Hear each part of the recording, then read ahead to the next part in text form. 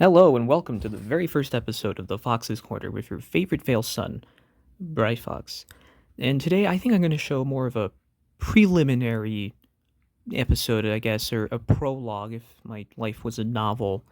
Today I think I'm just going to talk about like my origin story. How about that? I think that's an appropriate thing to start off this whole podcast with. And before we jump into things, I would like to tell everyone to follow our Twitter, our Instagram. Don't forget to like and subscribe this video. And don't forget our new subreddit, our OK Buddy Bry Fox, all in the description below. As well, we do have a Patreon, but the first few episodes will be free and available to the public. So, let's get started. Alright. I would say... Wow, we're really jumping into things quickly. Alright. I like that. We have speed. Okay. So, I would say I joined the fandom at about, I'm sure, wow, it's been a while. Okay. I joined the fandom, I would say like at 11 years old, and it was a way while back. It felt like ages ago, but, here we are today. So I joined at about, 11 years old, and I specifically remember the story. It was like I got my first smartphone. The internet wasn't very good. But, it was young, wholesome me deciding, oh, let me look up Garfield comics for some reason at all. And then I remember, oh, it was a really, wholesome experience. I don't even get why I looked up anything at all. I was just bored and I had way too much free time and it was sad. But after encountering all like the Garfield stuff, I remember after that, just looking kind of around on Google, and I saw like, oh, cool, there's fan art of Garfield on these like art websites, which I wasn't familiar with. And I remember bumping into DeviantArt. DeviantArt. I don't know how we print it. Is the T silent? Anyway. So after going through DeviantArt, I also bumped into writing.com, which I guess provides like fanfics, and I already was doing some short stories at the time. So this is like really good for me because I thought, oh, cool, I can upload my stories. And I would, my normie stories, which I don't even remember having anymore, but because they were on some old ass like HP 2003 computer. But, what was it? Oh, right. So, I uploaded them, I looked around, and I saw these cool fanfics of like that you could just add stuff. It was so interactive and it was so fun. And it's a shame that a lot of the original ones got like deleted by the authors or something, because I thought like, wow, this felt like a really long, interesting story. Some of them had like thousands of chapters of, like several options for each one, and it took years to develop them. I mean, I grew up with a few of those stories. I don't even remember really the plots because they all kind of meshed together, but here we are. And then so anyway, back to my story. So after encountering like all these fan fictions and all this fan art, I decided, hey, let me join DeviantArt. And I did. And I was like maybe a little younger than I should have, but I joined and I saw like I saw anthro stuff. That's what it was classified as. So I would always look at stuff under the anthro label, and I wasn't really aware of like the furry label. It was like when ABC had that one local news story about like the anthros, and I'm like, what? Oh, right, right, okay. Still, I always find that news story crazy. But anyway, so I went through like all these profiles and all this art, and it was like I mean, obviously it's deviant art, so a lot of it was like what you expect. But then I encountered another website which had some pretty high quality stuff, and it was a little known website under the name For Affinity. And I thought it was the coolest thing in the world because it was like only animal themed stuff and anther themed stuff. And I actually saw some of like the original, not original artists, but like I'd encountered the oldest of the art from like Radon. I suck at English. But I had encountered like that, like some of the really old art from like 2005 and before, and I thought, oh, cool. So a lot of it was on For Affinity now, from the look of it. because that's what I kept reading on the description from like 2005. So I went on Fur Affinity in about like February of 2014, and I thought this is the coolest thing ever, right? I made an account and I saw like all this art, and that's like kind of when I fell in love. That was like the honeymoon period. And the honeymoon period for me was like easily years. Like I don't people say honeymoons are like the first like couple years of a marriage, and I'm like that's so true because I was a what's the word? I guess I was in I love the furry fandom so much. I basically married it at like what 12. Anyway, so yeah, in April 2014 I made a for Affinity account, and then later that year I decided to join Vine because it was like, the biggest thing at the time. It was like pretty new. And I would say like late spring to early summer of that year. And then I saw all the compilations, I saw all the cool stuff. And then came the big thing, and it was fursuits. And I didn't know fursuits really existed. Like I knew of like mascot stuff on like Fur Affinity and a little bit on DeviantArt, but I didn't really pay too much attention to it. And then I saw on Vine like, oh cool, you can like these exist and you can do stuff with them, right? And it was like so fun for me. I thought like I want to get one. I want to get one so badly, but I had like no money.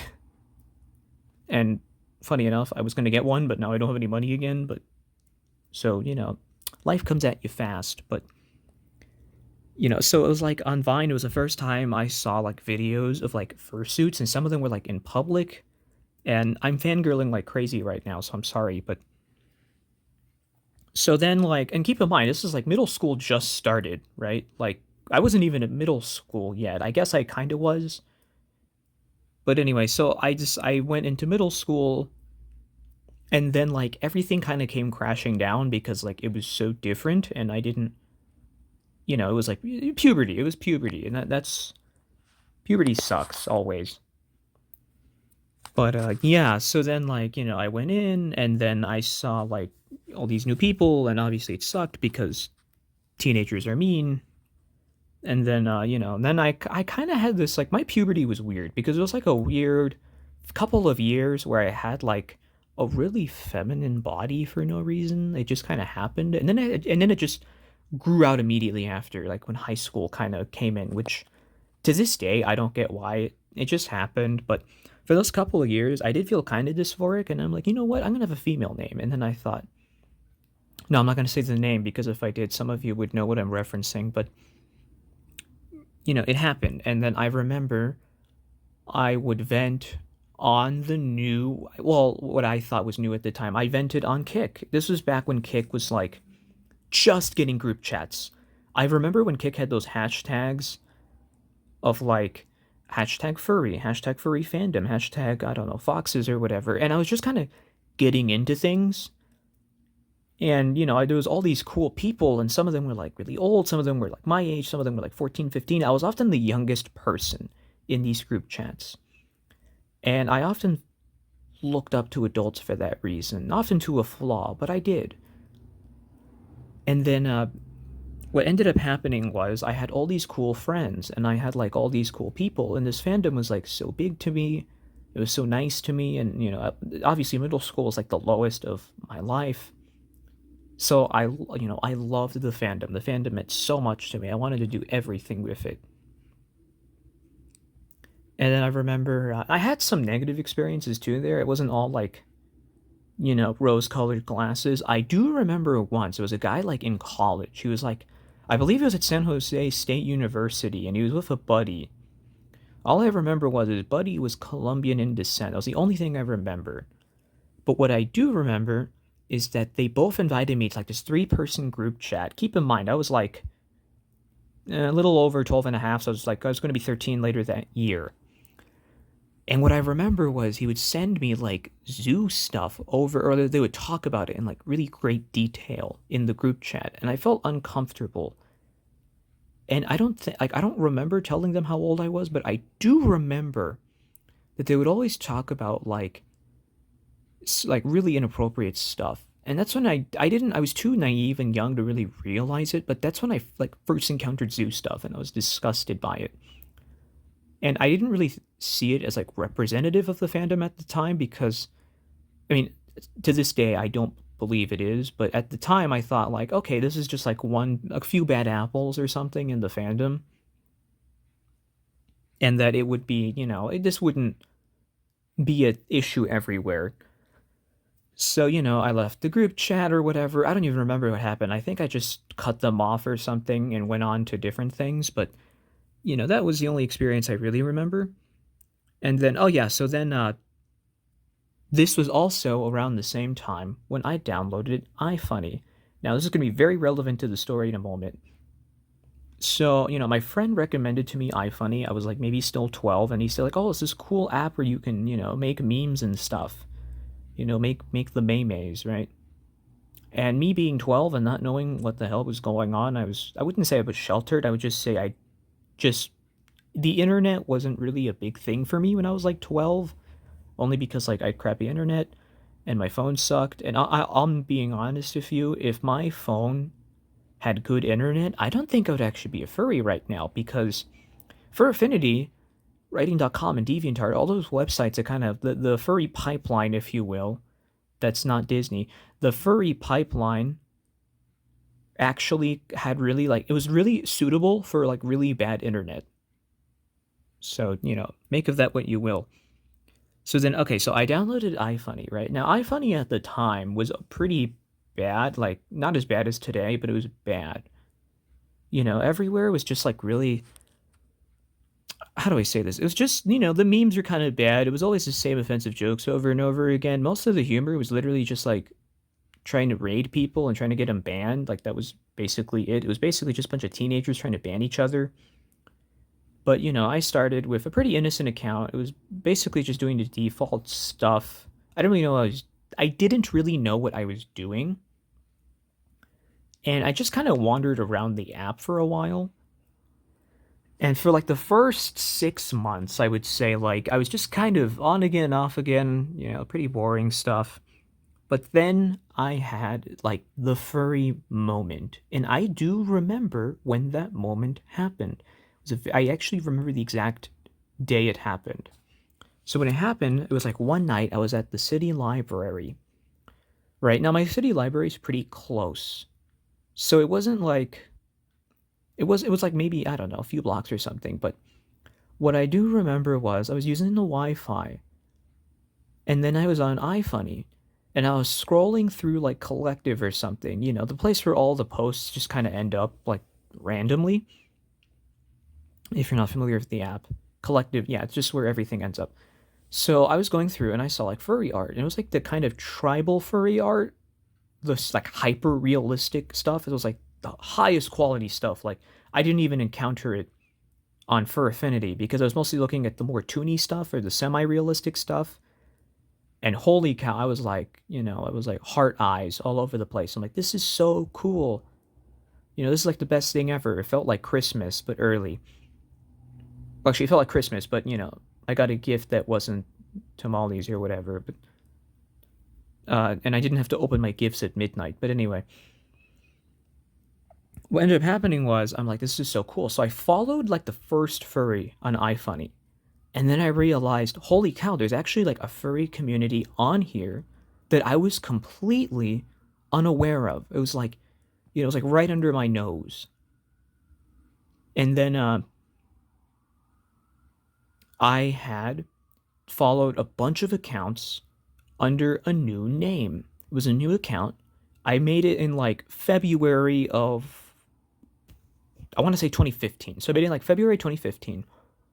And I had it under the name Furry Problems.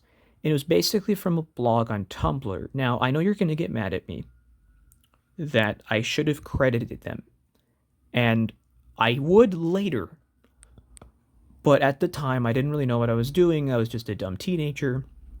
Very naive, very young. I didn't really understand the rules of like what you could and could not do. And I was on Tumblr. I also, oh yeah, I forgot to mention, I kind of used Tumblr for furry stuff for like a hot minute, but I think a bunch of furries were yelling at me because I was like dumb and I was saying like really edgy statements. Not maliciously, but I would. And I remember a couple of fursuiters actually got like legitimately mad at me. We're making call out posts, and that's when I just kind of left Tumblr. To this day, I still kind of like, I want to apologize to them, but I don't know how to like phrase it for them to be like understanding. It wasn't anything super bad, but it was like, I doubt that they would even remember today after all these years, but you never know.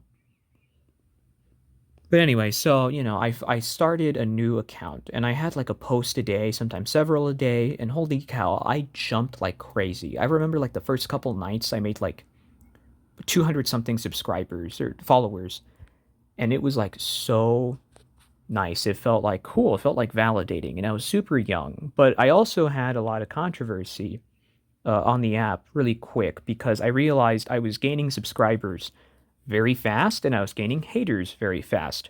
Now, I don't like using the word haters unironically because that sounds like, I don't know, man, that's pretty cringe.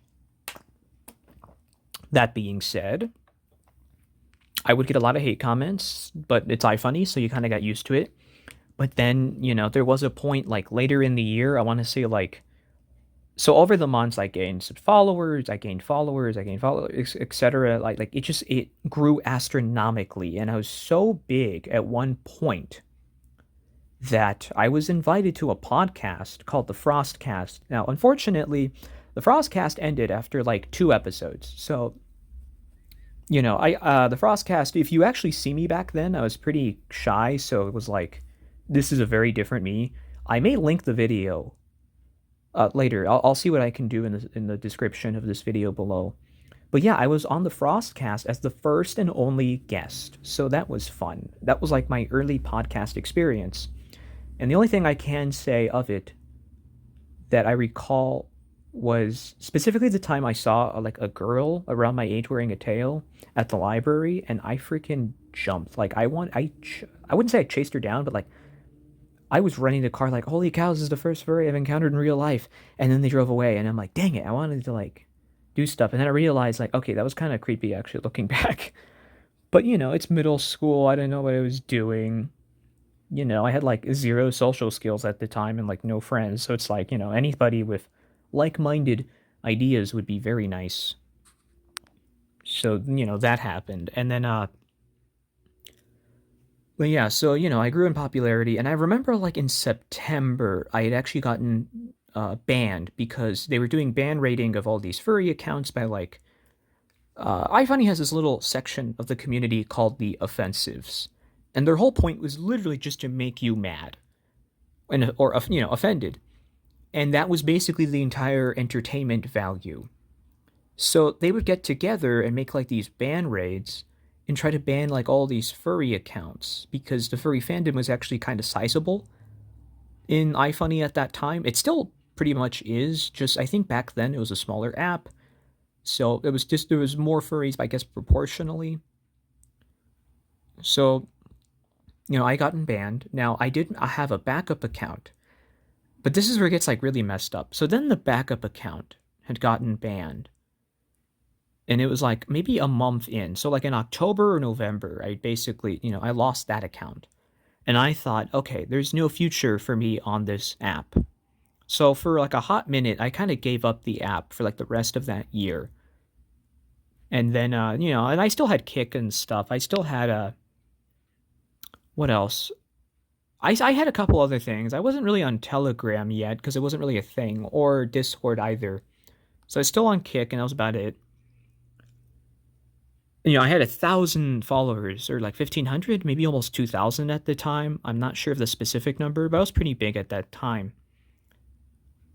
And then, Furry Amino came about, I think, like later. In Furry Amino, I'd met some pretty cool people. And I was like one of the first people on Furry Amino at the time. But, over time, I realized it wasn't really for me. The app was getting like super strict, and I guess my like edgy middle schooler humor wasn't really like it wasn't compatible with the app as much as maybe iFunny was at the time.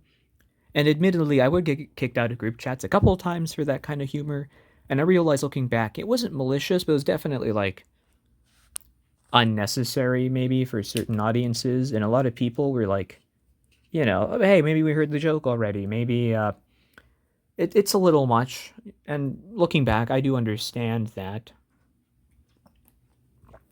But yeah, that was basically iFunny for me for like the first half.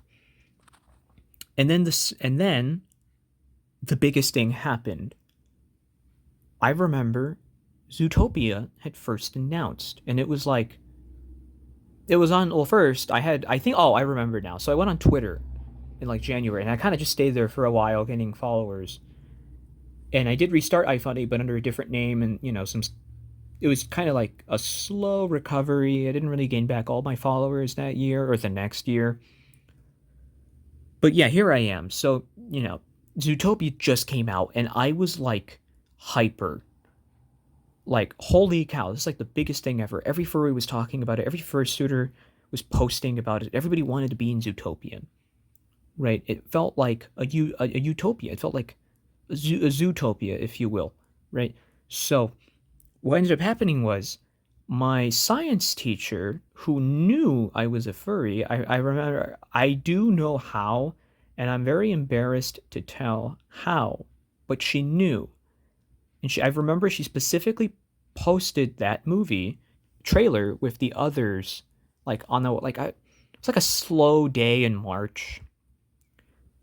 I don't like we were just kind of lazing about. It was kind I guess cloudy. It was gonna rain that day if I remember correctly. And the only reason why I remember, oh, why did it rain, Brian? How do you know that? I remember because my home state almost never rains, so when it does, it's like my memory will remember it specifically. So then, like, holy cow, I posted it all over Twitter. I posted basically every meme imaginable. I saw the artwork. I even saw the naughty artwork that took like an hour, and I'm like, holy cow, that was fast. We were definitely furry shaming for a day just because of that. But, so everything kind of went pretty smoothly. I saw it now.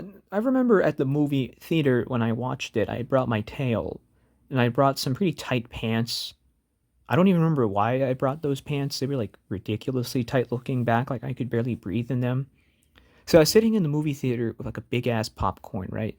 I was sitting with like a big ass drink, and I thought like I'm gonna be hungry through this movie because it's gonna like just watching this is gonna like drain me of all my energy. I'm gonna like no soul. I'm gonna be like, just like white in my eyes, and that's it. I'm gonna be walking out like barely.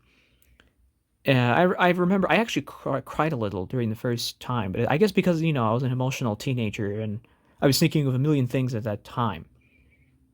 So then the credits were rolling. I was heading out. I could not even close my pants.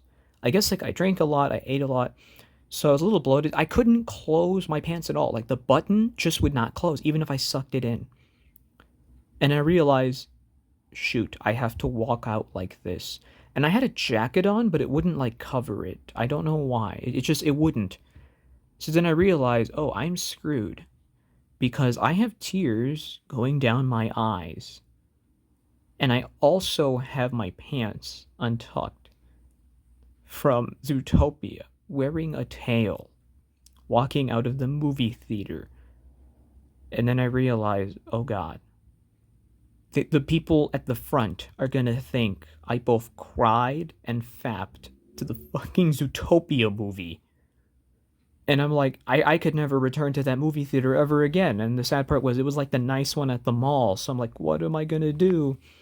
So, I did the walk of shame out of the movie theater to the car, and that was it. Overall, good experience, minus that. But, I made it. I lived to tell the tale, if you will. But yeah, that was a fun experience. And then, so then, back on Twitter, after everything was kind of going smoothly. And then I remember 2015, it was like, uh oh.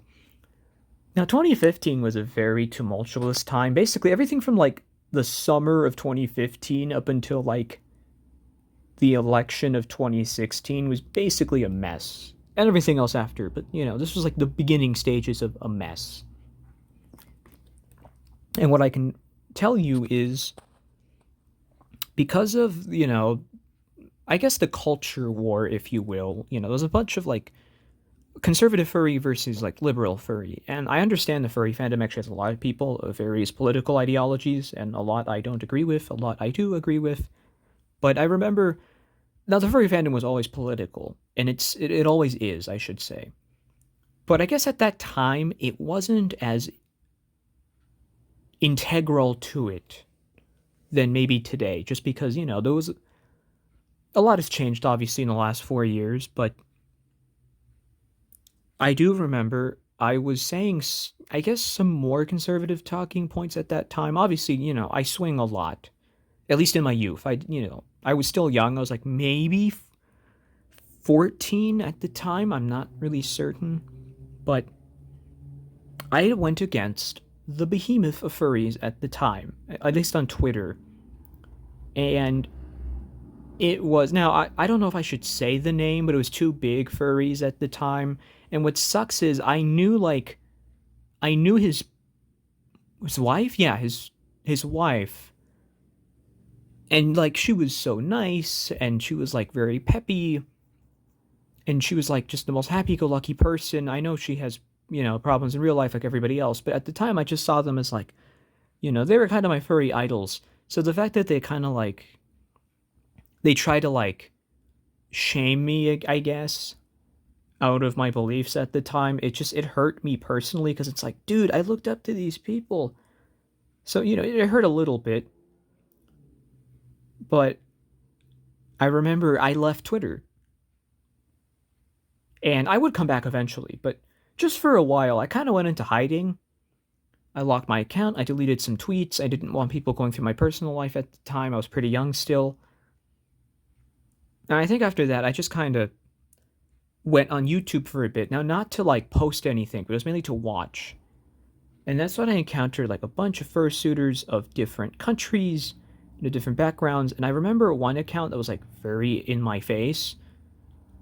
And I'm not going to say the name just because I worry like she might watch this someday.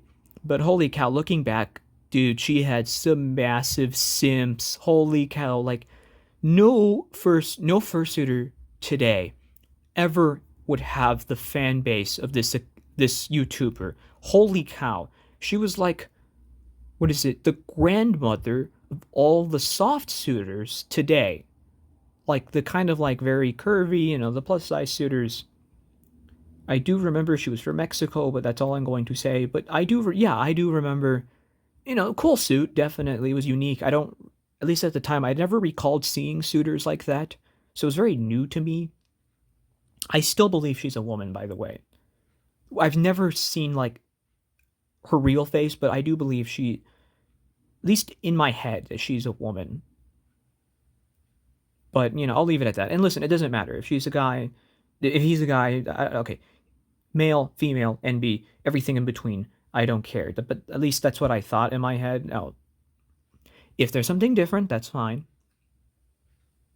Anyway, I'm going on a tangent here, but yeah, like she was pretty cool, and I saw her videos, and I'm kind of Mexican ancestry, so I thought like, okay, that's fun. So then I remember after YouTube, I was in normie drama in terms of like I would always watch like the Keemstar versus Leafy stuff, and you know who they are today. But at the time, it was like fun to watch. We tried to get Pyro involved. I was a massive Pyro simp because Foxy profile picture. But so that was the normie stuff. And then high school came, or at least, yeah, high school came, and I was kind of at like my furry apex. And what I mean is, I knew every suitor by name in terms of like their fursuit name. I followed like a crap ton of furries on Fur Affinity. I saw like all the big posts and all the big videos. I was inhaling furry content like a drug. And I still have a poster in my room. It was a very small one with a paw, and it was like, if furries are an addiction, let it be my drug. And I was like super cringy, but I wrote that in middle school, back like way back. And I still have like my furry handle on there from Instagram. Now, I did use Instagram for furry stuff, but it was so minuscule to my furry experience that I never really mentioned it, aside from maybe a few fursuit posts that I would like every now and then. Well, yeah, so ninth grade was like my furry apex. And I say this because it was like the peak of Vine. I had a furry mentor around like the first couple of years. And this is where like this is why I like older furries a lot. Like the gray muzzles of this fandom, bless your hearts. You're all amazing people. Well, most of you, I don't know. Maybe there's a few bad apples, but a lot of you were very nice to me. A lot of you were very mature about things. You were always a voice of reason. And I remember this one specific fursuiter from Vine. And I remember her iFunny, and it was like LGBT Fox with two X's and an underscore between LGBT and Fox. I also remember her going under Pink Fox, and I remember also with two X's and the underscore. But I remember she was a vet tech, and I specifically remember her being like this really cool. I wanted to be like her someday. She would always listen to everything I would talk about. She always invited me in mature spaces, not necessarily 18 plus spaces, but spaces where like I don't know, your uncle would invite you to, or like your older brother would show you when you're maybe a little too young, but you could handle it. It was fun. I mean, they were usually stoned, but it was fun. I don't even remember what happened to her, but what I can tell you is that she was a lovely person, and she had a bunch of like cool con videos and vines, and I want to find her again someday. She was really like a mentor to me. That's why I think every young furry needs a mentor, because I don't know where I'd be today if it wasn't for that kind of guidance at that time. She really did a lot for me. The last I remember her, she was on Kick talking about stuff. I remember she left iFunny, and that was about it. I didn't really see her again. I think she talked about her Snapchat, but I could never find it. Like, it just kind of disappeared. And, here we are today. I don't know. I don't even remember what happened to her friends. I could have, like, talked to them. Because Kick kind of just fell to the wayside around that time. Like, I'll be honest with you, Kick peaked in, like, 2015. After that, everything just kind of fell. Like, damn, girl, you got Kick? No, wait, how does it go? Like, damn, girl, you got Kick? Like, you know the meme. Like, it was like that forever for, like, what, a year? But that's how everything was. And I remember, yeah, she left, but that was like, that was the apex. And I remember, iFunny, I had like a ton of subscribers, and I kind of gained back everything at that point, and I kind of felt unhappy because it's like, well, first, it was still high school for me, and then I'm like, I had this cool fan base, but I also got harassed a lot by like these really popular Vine accounts that were on iFunny who were usually posting just cringe stuff. They were cringe accounts. They were these offensive accounts. There were these people who would try to like hack my iFunny to just shut it down, or they would go on my Kick and just say like the worst stuff imaginable. But to be fair, we were all teenagers, so it's like, okay, fine. There was a lot of immaturity involved. And I didn't really know what to do. I couldn't really mentally handle all this attention at such a young age. I definitely took it personally a lot. Now, later in life, I would recognize, don't take everything online personally. That took a long time to learn. But I would learn it. And, eventually I just learned, like, okay, the block button, like, it really hardened me over time. That's why, like, I kind of grew to have a thick skin. It's very hard to really get me unless you, like, really go after something. But, yeah. That's all these accounts go after me. I remember one was like a little bit older than me, would always like go after me for no reason. I don't even know what happened to it, but he would always have beef with me for like no reason at all. And yeah, he was just, I understand that this is just his entertainment looking back. Like, that was just what his fans wanted. Like, it was a cringe account. I was a furry. Could it be any more obvious? You know? Like, she did ballet. He did, I don't know what he was doing. He probably did football or something, but, could it be any more obvious? So, and then, so iFunny was like my peak, and then I decided this isn't fun anymore. Like, I was just getting a lot of harassment. I gotten stalked a couple times. Somebody like leaked my IP address or something, and I thought, okay, this isn't fun anymore. So I left.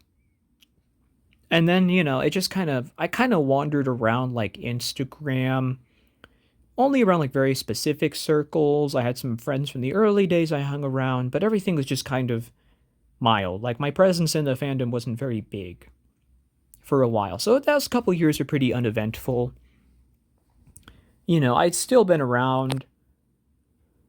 If you knew me at the time, you knew me. That's just how it was. There wasn't really like a large growing presence of the Bri Foxy around. I was basically the guy from all your music videos that's featured that you've never heard of. That's basically who I was. Like, who is this guy featuring the I don't know, insert person here, but that's just how it was. I did have a furry friend, actually. That was the only eventful thing I remember. My first furry friend in real life. He was a sweetheart. I didn't always agree with him, but he was always a nice guy. I even went to church with him once, but I'll leave it at that. He actually is a sweet guy. I wish I could hang out with him more often. I think he's still around. I have to find him somewhere. It's just I haven't been on my Insta in a while. But yeah, I mean, he would always call me his fennec. He'd hug me. He was very attentive to my emotional needs. And looking back, I do thank him for that. I wish I had the time to thank him. I was always lost in like the superficial. I wanted to be not popular, but I wanted to be liked by the majority of people, or at least like more than half.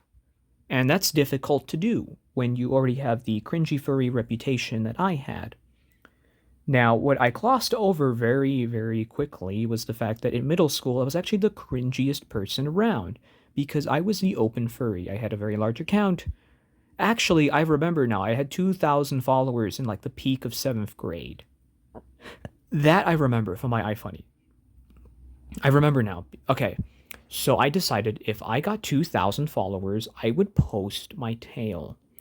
And I had a video of it, and I had a photo of it. I'm pretty sure I lost it because it was on a really old phone I had back in the day. But I posted it, and I went around school, honor system. I'm very faithful to my word. I am a fox of my word. I had walked around in it. It was like a pink flat foxtail that was sent to me by Moonkit or some furry that I forget now. But bless your heart, I still have the tail in my room to this day. But yeah, I shipped it. It was with a cup too. I think I have the cup somewhere in my cabinet. But yeah, I actually had a video of it, but I was like, I don't remember what happened to it. I think I deleted it a while back, but if somebody could recover that, that would be awesome. You too. You know the drill.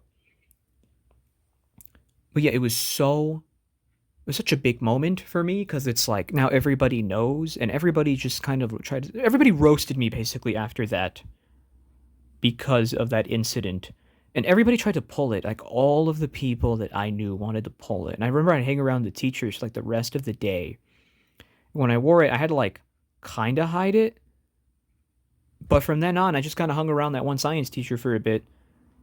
Oh yeah, that's how it happened. Yeah, so I was with that one science teacher who I had later in middle school, and that's just how it was.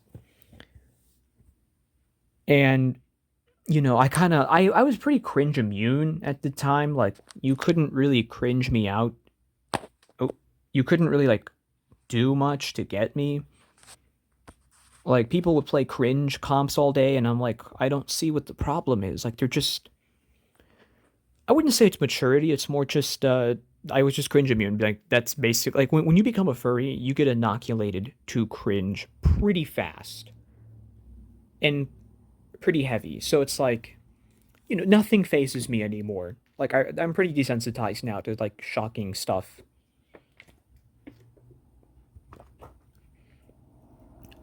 Um, hmm. Sorry, furball. Anyway, um, so at the time, I was like super cringy. I remember I would like make animal noises. I go on all fours in like the quad. I basically made it my personality for like all of middle school. And now obviously that'll gradually decline over the years until like maybe ninth or 10th grade. I did make people like genuinely uncomfortable by it looking back, and I couldn't tell because I thought like everybody just hated me for no reason. Now, obviously, I would find out later, but Yeah, that was not a fun time. But anyway, back to my Apex. And so after my Apex, I had like I think I had like 2,500 again, and I thought like this isn't fun anymore. I left. Vine. Oh, then Vine shut down, and that was like the saddest moment for me because Vine was like the place. There was no place that could replace Vine for a while. Like not even musically could do it. And then TikTok came around, but that's uh that didn't really replace Vine the way I wanted it to. There was also Coob, if you remember that app, but that was like useless for me. Oh, and then Byte. But Byte's irrelevant now, so who cares? Um yeah, so my furry friend basically was around for like the rest of middle school until he graduated. So after he left, I did remember I tried to fill like a little bit of that void with like uh how do I say this? I kind of had like a bit of a furry revival because I lost like the only person that I knew on campus who was a furry, and the other person who I think was denied it. I'm not going to say their name.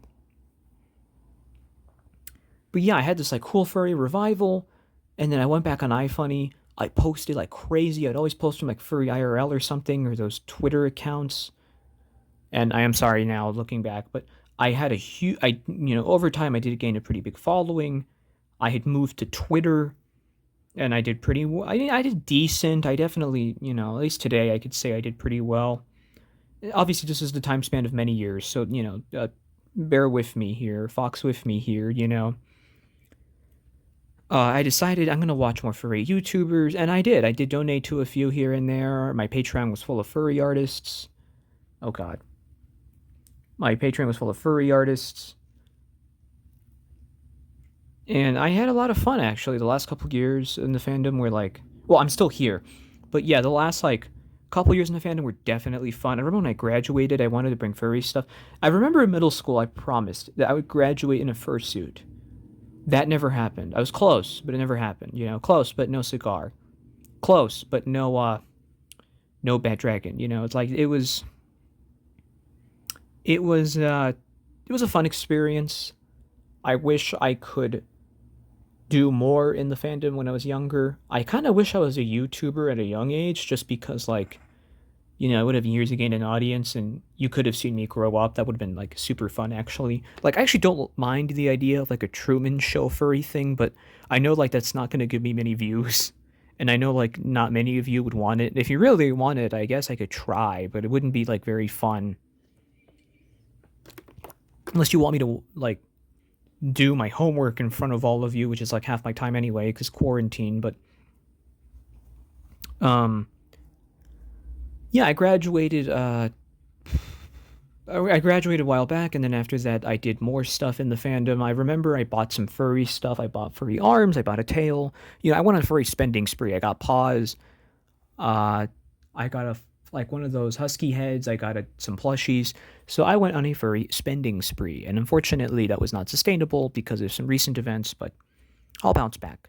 I hope I could at least gain an income again that I could. I don't know, maybe commission a fursuit. That would be cool. I would definitely like be the biggest freaking furry YouTuber. I don't chase clout. Okay, I want everybody to know that. I'm not a clout chaser. I am a rabbit chaser because I am a fox. Ahaha.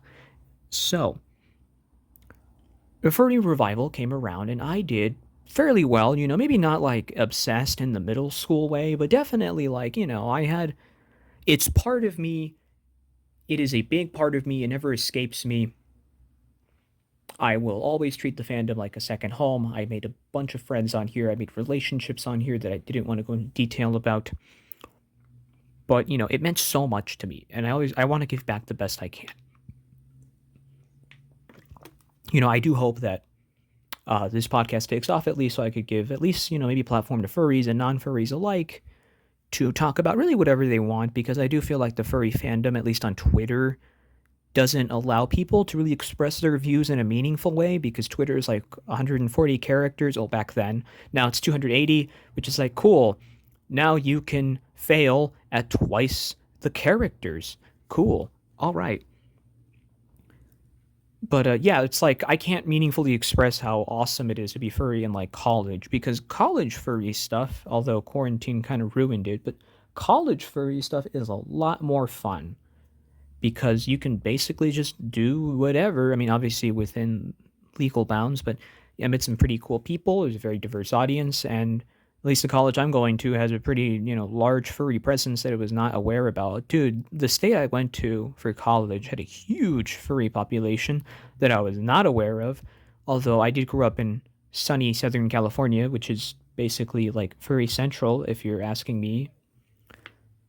But, it was just holy cow. I was like shocked at the amount of furries on campus. I swear you could lift a rock and a coyote popped out, like that's just how things are over there.